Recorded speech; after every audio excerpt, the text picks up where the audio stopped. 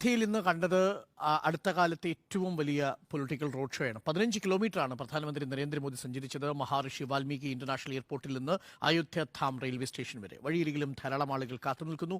മാത്രമല്ല, സ്വാഗതം ചെയ്യുന്നത് ഇക്ബാൽ അൻസാരി എന്ന ഈ ബാബറി മസ്ജിദ് കേസിലെ പെറ്റീഷണർ കൂടിയാണ് എന്നതാണ്. പിന്നീട് മീര മഞ്ജിയുടെ വീട്ടിലേക്ക് പോകുന്നു. അങ്ങനെ വളരെ ഡ്രമാറ്റിക്കായ സീനുകൾ കൂടി നമ്മൾ ഇന്ന് കണ്ടു. എങ്ങനെയാണ് വിലയിരുത്തുന്നത്? തെരഞ്ഞെടുപ്പിലേക്കുള്ള വിജയവഴിയാക്കിയോ അയോധ്യ?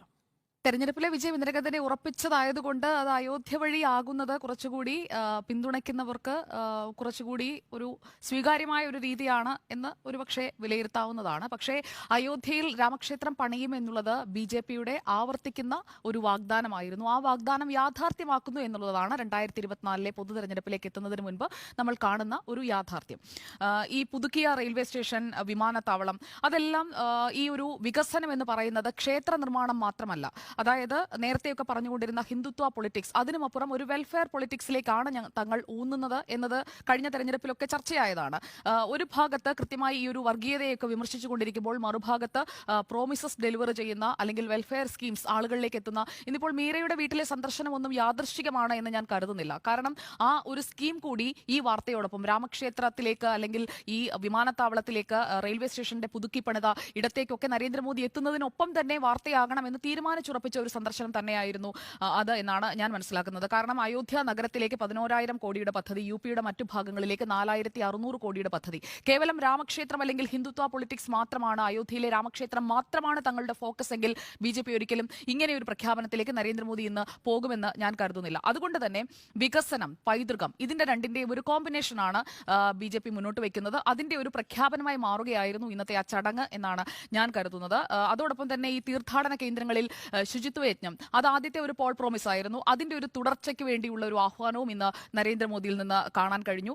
പുതിയ ട്രെയിനുകൾ, 2 പുതിയ അമൃത് ഭാരത്, 6 പുതിയ വന്ദേ ഭാരത്, 4 നവീകരിച്ച റോഡുകൾ, അതായത് ഇൻഫ്രാസ്ട്രക്ചർ ഡെവലപ്മെന്റ്, അതോടൊപ്പം വിശ്വാസം, ഇത് രണ്ടും ക്ലബ് ചെയ്തുകൊണ്ടുള്ള ഒരു കൃത്യമായ ഒരു ഫോർമുല ഇവിടെ സ്ഥാപിക്കാനായി കൃത്യമായി ശ്രമിക്കുന്നുണ്ട്.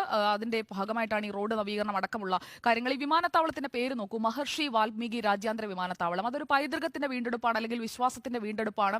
550 വർഷം നമ്മൾ കാത്തിരുന്നില്ലേ എന്ന് പ്രധാനമന്ത്രി ചോദിക്കുന്നതിൽ തന്നെ ആ ഒരു മെസ്സേജ് ഉണ്ട്. കൃത്യമായി ഓരോ വിഭാഗങ്ങളിലേക്കും എങ്ങനെയാണ് എത്തിച്ചേരേണ്ടത് എന്നുള്ളത് ഈ കഴിഞ്ഞ വർഷങ്ങളിലൊക്കെ അവർ പ്രാവർത്തികമാക്കുന്നത്, NDA പ്രാവർത്തികമാക്കുന്നത്, BJP പ്രാവർത്തികമാക്കുന്നത് നമ്മൾ കണ്ടുകൊണ്ടിരിക്കുന്ന ഒരു സാഹചര്യത്തിൽ ഇതിൽ അത്രയൊന്നും അതിശയപ്പെടേണ്ട ഒന്നുമില്ല. കൃത്യമായി പറഞ്ഞത് എന്താണോ അത് നടപ്പാക്കുന്നു എന്ന് മനസ്സിലാക്കേണ്ടിയിരിക്കുന്നു എന്നാണ് ഞാൻ കരുതുന്നത്. അതോടൊപ്പം ജയ് ശ്രീറാം എന്നുള്ളത് പലയിടങ്ങളിലും BJP പ്രവർത്തകർ മാത്രം വിളിക്കുന്നതാണ്, അല്ലെങ്കിൽ മറ്റ് BJP-യുമായി RSS-മായി ചേർന്ന് നിൽക്കുന്നവർ വിളിക്കുന്നത് മാത്രമാണ് അയോധ്യയിൽ നിന്ന് കേട്ടിരുന്നതെങ്കിൽ ഇന്ന് നോക്കൂ, മഹർഷി വാൽമീകി രാജ്യാന്തര വിമാനത്താവളത്തിൽ നിന്ന് ഇൻഡിഗോ വിമാനം പറന്നു വരുമ്പോൾ അതിലെ പൈലറ്റ് അശുതോഷ് ശേഖർ സ്വാഗതം ചെയ്യുന്നത് തന്നെ യാത്രക്കാർ തയ്യാറായിരിക്കും എന്നതിന് പകരം ജയ് ശ്രീറാം എന്നാണ്. അപ്പോൾ വിളിച്ചത് ജയ് ഹിന്ദ്, ജയ് ശ്രീറാം എന്നാണ് വിളിക്കുന്നത്. യാത്രക്കാർ അത് ഏറ്റുവിളിക്കുന്നു. അതോടൊപ്പം ഹനുമാൻ ചാലിസ ചൊല്ലുന്നുണ്ട്. അപ്പോൾ ഈ ഹിന്ദു അല്ലെങ്കിൽ ഹിന്ദു വിശ്വാസം, അതൊക്കെ അങ്ങനെ മാറ്റി നിർത്തേണ്ട ഒന്നല്ല എന്ന ഒരു മെസ്സേജ് കൃത്യമായി സ്പ്രെഡ് ചെയ്യാൻ അവർക്ക് കഴിയുന്നുണ്ട്.